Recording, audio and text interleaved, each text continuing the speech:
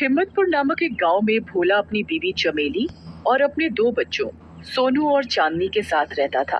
भोला पेशे से एक किसान था। वो अपने खेत में सब्जियां उगाता और उन्हें गांव वासियों को और शहर में बेचता। भोला के साथ साथ उसकी बीवी चमेली भी खेतीबाड़ी में उसका साथ देती। भोला के बच्चे गांव के सरकारी स्कूल में पढ़ा करते थे। पढ़ाई में दोनों सोनू और चांदनी अव्वल थे। वो हर कक्षा में अव्वल आते। एक दिन चांदनी की कक्षा में पास ही के गांव का एक लड़का दाखिला लेता है। वो लड़का बहुत ही अकड़ू स्वभाव का होता है। वो कक्षा के हर बच्चे को किसी न किसी तरीके से परेशान करता। एक दिन वो लड़का केशव अपनी कक्षा में सभी बच्चों को जादू, टोटके और भूतों की कहानी सुनाता है। केशव की भूतिया कहानी सुनकर चांदनी बहुत डर जाती है और वो घर जाती है। घर जाकर चांदनी अपने पिताजी से पूछती है, पिताजी, क्या ये भूत प्रेत सच में होते हैं? चांदनी का ये सवाल सुनकर उसके पिता भोला बहुत अचंभित हो जाते हैं। अरे बेटा, ये अजीब सवाल आज तुम्हारे दिमाग में कैसे आया? वो पिताजी, हमारी कक्षा में जो नया लड़का आया है वो बता रहा था कि भूत प्रेत सच में होते हैं और उसकी माँ के पास बहुत सी शक्तियाँ हैं जिनसे वो मनचाहा कुछ भी काम करवा सकता है। वो किसी के पास चुड़ैल भी भिजवा सकता है। अरे बेटा, तुम उसकी बातों पर ध्यान मत दो। ये सब बेकार की बातें हैं। हम तुम्हें स्कूल में पढ़ाई करने के लिए भेजते हैं ताकि तुम अच्छी शिक्षा प्राप्त कर सको, और तुम ये बातें कर रही हो।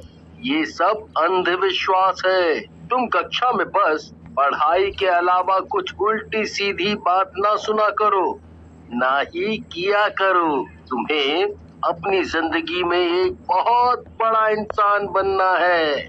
जी पिताजी, मैं आपसे कक्षा में उसकी कोई बात नहीं सुनूंगी और सिर्फ पढ़ाई में ध्यान दूंगी। बहुत अच्छा बेटा, याद है ना तुम्हें? हमेशा की तरह इस बार भी कक्षा में अव्वल आना है। जी पिताजी। अगले दिन चांदनी सुबह अपने विद्यालय जाने के लिए तैयार होती है। चांदनी विद्यालय आधे रास्ते पहुंच ही चुकी होती है, तभी बहुत जोर से आंधी तूफान आने लगता है।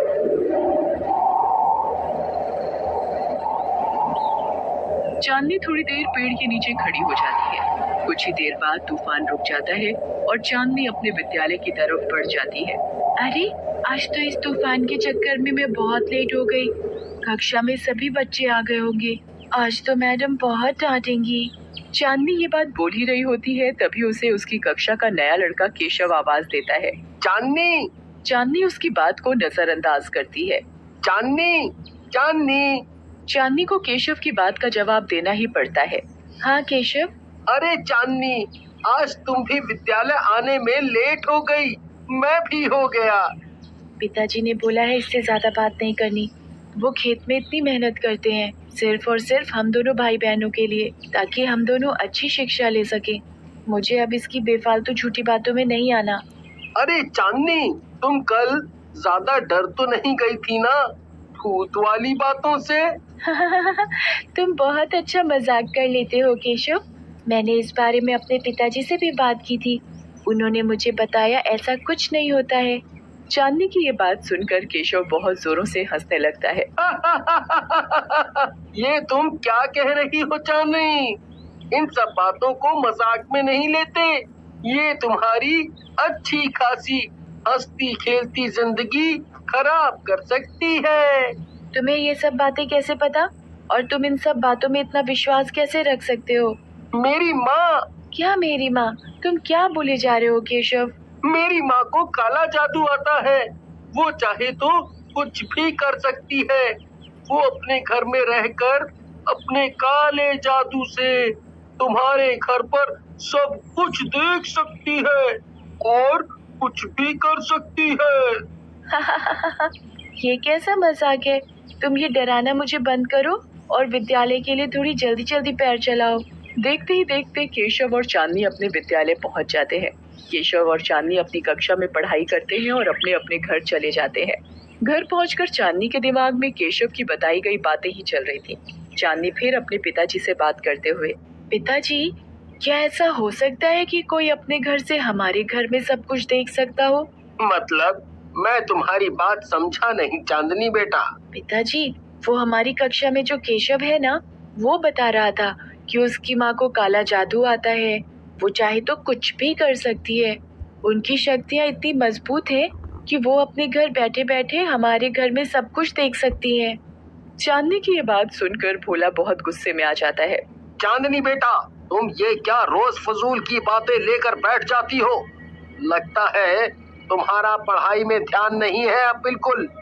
हम इतनी मेहनत करके तुम्हें विद्यालय में भेजते हैं। पिताजी, मैं तो खुद उससे बात नहीं करना चाहती। पर वो केशव बिल्कुल नहीं मानता और अपनी माँ के बारे में बताता रहता है।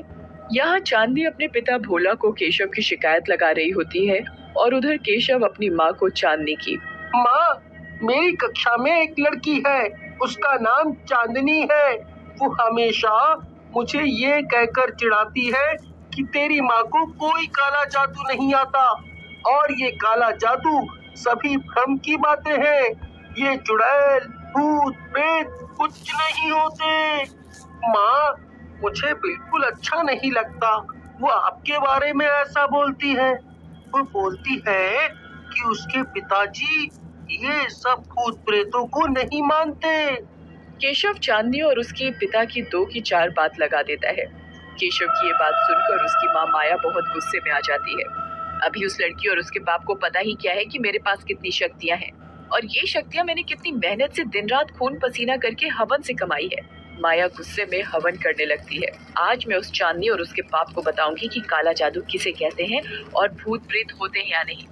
आज मैं उसके घर पर अपने पास कैद की हुई चुड़ैल में से एक चुड़ैल भेज ही देती हूँ। जब वो चुड़ैल उनकी नाक में दम कर देगी ना, तब उसे समझ आएगा कि भूत होते हैं और एक तो उसके घर में ही है।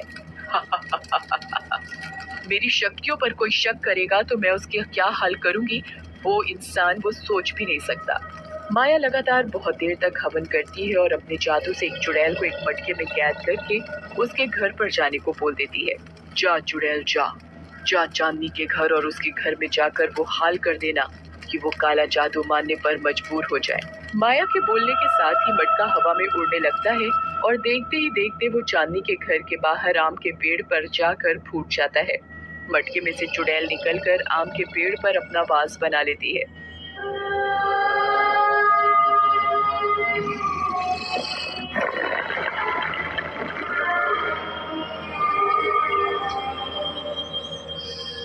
चुड़ैल के चांदनी के घर आते ही उसके घर में कुछ अजीबोगरीब हरकतें होने लगती हैं। चुड़ैल भोला की बीवी चमेली को बीमार कर देती है। चुड़ैल भोला की सारी फसल खराब कर देती है।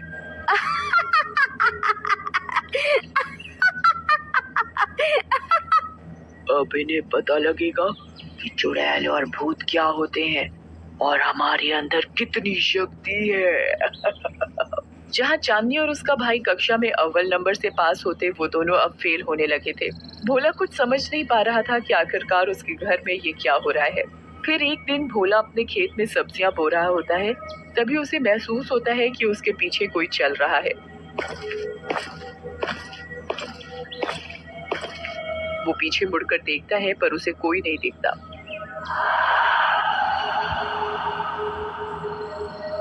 तभी एकदम से चुड़ैल भोला को धक्का देकर गिरा देती है और भोला बहुत जोर से जमीन पर जाकर गिर जाता है। अरे अरे मर गया रे, बचाओ बचाओ। तभी भोला समझ जाता है कि उसके घर पर ये अजीबोगरीब हरकतें ये चुड़ैल कर रही है। भोला अगले दिन गांव के तांत्रिक बाबा के पास जाता है और उन्हें ये सारी घटना बताता है। अच्छा, समझ गया। तांत्रिक मंत्र पढ़ने लगता है और उसे अपने मंत्र की शक्ति से पता लग जाता है कि वो चुड़ैल उनके घर पर आई कैसे। तांत्रिक भोला को ताबीज देता है और बोलता है, इसे अपने घर के मेन गेट पर लगा ले। ताबीज को गेट पर लगाने के साथ ही चुड़ैल घर के अंदर ही जलकर मर जाएगी। भोला तांत्रिक बाबा से वो ताबीज लेता है और बाबा के बताए अनुसार ही अपने घर के गेट पर ताबीज बांध देता है। ताबीज बांधने के साथ ही चुड़ैल घर के अंदर बहुत जोरों से चिल्लाने लगती है